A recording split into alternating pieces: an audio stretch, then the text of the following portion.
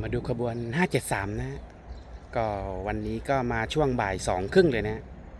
กำลังจะผ่านชุมทางหนองแมงไร่แล้วนะฝนก็มาแล้วนะครับมืดตึ๊บเลยนะ ฝนนะครับ